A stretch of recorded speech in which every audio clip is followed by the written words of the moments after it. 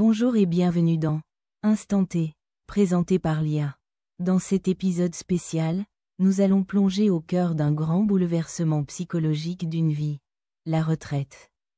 Dans un premier temps, nous parlerons de la psychologie du retraité face au syndrome de l'inutilité. Nous verrons comment, après 40 ans de carrière, la perte du statut et du rôle social affecte l'estime de soi et le bien-être, en établissant un rapport direct avec l'allongement de l'âge de départ à 64 ans en France. Ensuite, nous aborderons la vision de la population active. Comment les actifs perçoivent-ils ceux qui ne travaillent plus? Et assiste-t-on réellement à un conflit des générations autour de l'idée de contribution sociale? Enfin, nous conclurons en nous penchant sur l'enjeu de la santé au travail et des solutions d'avenir. Nous nous demanderons si un maçon et un bureaucrate ont le même niveau d'épuisement, et quelles réformes, retraite progressive, valorisation des compétences, sont nécessaires pour transformer la retraite d'une inactivité subie en un nouveau projet de vie choisi. Restez avec nous, car la question de l'utilité après le travail nous concerne tous. C'est un sujet passionnant qui touche à la fois l'individu, la société et les politiques publiques. 1. La retraite. Un tsunami identitaire. Le départ à la retraite. C'est souvent présenté comme une libération, un accès à la vraie vie.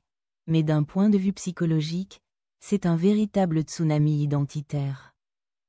Le travail, pendant 40 ans, c'est plus qu'un salaire. C'est un statut social, un réseau, des contraintes structurantes, et surtout, un rôle.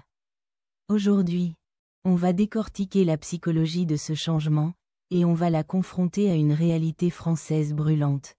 L'allongement de l'âge légal de départ à 64 ans. 2. Le syndrome de l'inutilité. Quand le statut s'évanouit, le travail comme ancrage pour beaucoup, le travail est l'endroit où l'individu se sent utile et reconnu par la société. C'est l'un des piliers de l'estime de soi. Le vide de la structure. Quand la sonnerie du réveil s'arrête, il ne reste plus que le temps libre. Si cette liberté n'est pas rapidement comblée par de nouvelles activités signifiantes, telles que le bénévolat, les loisirs, la transmission, un sentiment de vide peut s'installer. La perte du rôle social. L'ancien chef de projet, ou maçon expérimenté, devient simplement un retraité.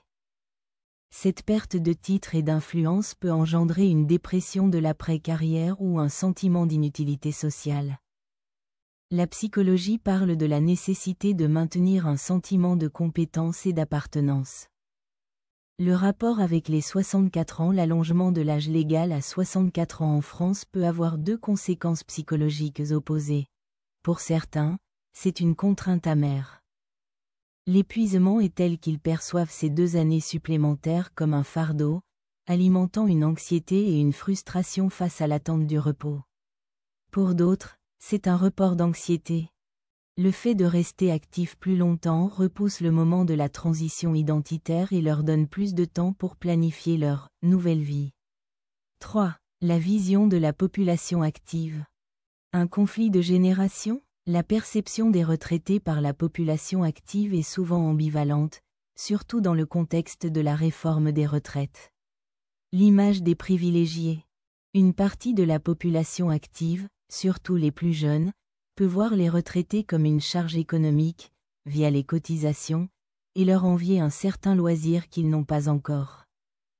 On peut observer une stigmatisation des retraités perçus comme une classe qui profite, sans contribuer, ce qui est psychologiquement éprouvant pour les aînés qui ont cotisé toute leur vie. L'image de la sagesse, transmission. À l'opposé, les retraités représentent aussi une mémoire et une expertise. La population active peut chercher à exploiter cette richesse par le biais du mentorat, du bénévolat de compétences ou de l'emploi senior à temps partiel. Cette reconnaissance est essentielle pour lutter contre le sentiment d'inutilité. 4. Santé au travail. Le corps du maçon versus le burn-out du bureaucrate. L'usure n'est pas universelle. Le corps d'un maçon n'a pas la même espérance d'usure qu'un cadre de bureau, mais l'épuisement mental peut être aussi destructeur. Pour les métiers physiques comme celui de maçon, l'usure est objective et se manifeste principalement par l'usure physique. Manifestation: les douleurs articulaires et les troubles musculo-squelettiques, TMS. Ces atteintes sont concrètes, mesurables et souvent irrémédiables. Implication pour la retraite: cet épuisement physique impose une limite biologique claire à la capacité de travail. L'allongement de l'âge de départ à 64 ans est perçu comme une contrainte amère car le corps a atteint son point de rupture avant l'âge légal, rendant la pénibilité très difficile à ignorer. Pour les métiers de bureau, l'usure physique est faible, bien qu'aggravée par la sédentarité, mais le risque majeur est l'usure psychique. Manifestation: le terme clé ici est le burn-out. Caractérisé par l'épuisement émotionnel, la dépersonnalisation et un sentiment d'échec professionnel. Cause: ces troubles proviennent de la charge mentale, de la pression du résultat, de la complexité des tâches et du management toxique. L'usure est donc subjective et moins visible que les TMS, mais tout aussi destructrice. Implication pour la retraite: le cadre peut, techniquement, travailler jusqu'à 64 ans, mais s'il est en situation de burn-out, l'arrêt du travail est tout aussi nécessaire que pour le maçon blessé. La psychologie de la retraite est alors doublement complexe.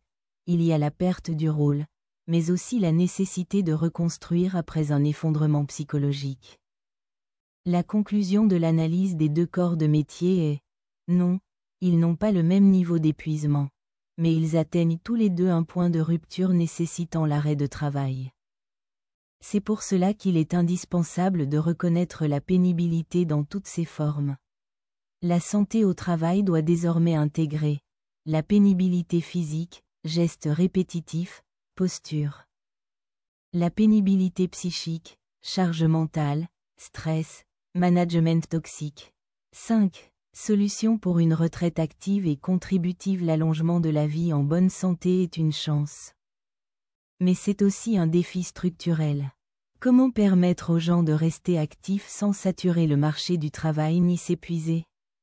3 pistes de solutions pour une retraite repensée.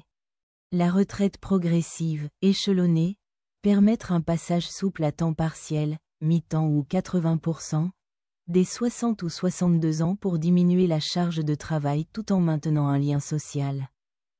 Un salaire partiel et une contribution. Le compte de prévention de la pénibilité, C2P, élargi. Le C2P est l'acronyme pour le compte professionnel de prévention.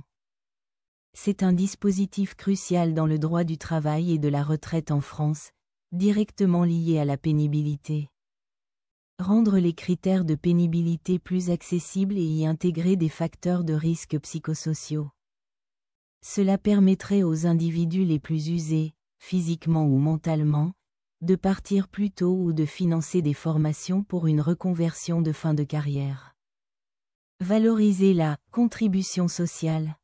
Mettre en place des dispositifs nationaux et locaux qui valorisent et rémunèrent, même symboliquement, le transfert de compétences des retraités vers la jeune génération, le mentorat associatif. Ou des missions de service civique senior. Cela redonne un rôle et une légitimité aux retraités. 6. Conclusion. La retraite, un projet, pas une fin. En conclusion, la psychologie du retraité nous apprend que le départ n'est pas la fin d'une vie, mais la fin d'un rôle. Le défi de notre société, confrontée aux 64 ans et à l'allongement de la vie, est de passer d'une vision de la retraite comme une inactivité subie à une activité choisie et socialement reconnue. Il est vital d'offrir à tous, maçons comme bureaucrates, les moyens de définir leur propre sens de l'utilité après la carrière. Merci d'avoir été avec nous. À très vite.